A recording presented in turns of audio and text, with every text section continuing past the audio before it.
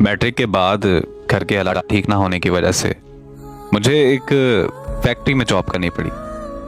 वहाँ मेरी एक लड़के से मुलाकात हुई तो जाना कि कोई मेरी भी इतनी केयर कर सकता है। वो हर वक्त मेरा बहुत ज़्यादा ख्याल रखने लगा और हम एक दूसरे से बहुत ज़्यादा मोहब्बत करने लगे। फिर एक दिन वो मेरे पास आया और उसने अचानक से बोला कि हम बहुत जल्द एक दूसरे से शादी करने वाले हैं। उस दिन मैं बेहद खुश थी और उसने मुझे मिलने का बोला और मैं उससे मिलने चली गई। हमारे बीच वहाँ सब हो गया जो शादी के बाद होना था। अगले दिन जब मैं फैक्ट्री गई तो वो मुझे बदला बदला सा लगा। उसमें ये बदलाव क्यों था मैं नहीं जानती।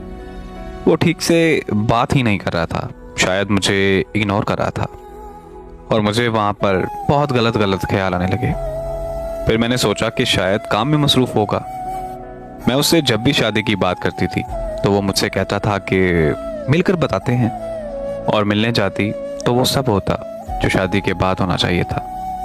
और वहाँ भी शादी की बात होती तो बहाना करके बात ही टाल देता था। एक दिन मैं उससे बहुत तंग आ गई और मैंने मिलने से साफ साफ इनकार कर दिया। और मैंने उससे ये पूछा कि पहले मुझे ये बताओ कि हम शादी कब कर रहे हैं। तो उसने मुझे बताया कि हमारी शादी नहीं हो सकती क्योंकि मैं पहले से शादीशुदा हूँ और मेरे 2 बच्चे भी हैं। मेरे पैरों तले ज़मीन निकल गई और मैं ये सोच में पड़ गई कि ये क्या हो गया मेरे साथ। उस दिन मैं बहुत रोई, दिल कर रहा था कि मैं खुद की जान ले लूं, पर मुझे मेरे घर वालों की भी फिक्र थी।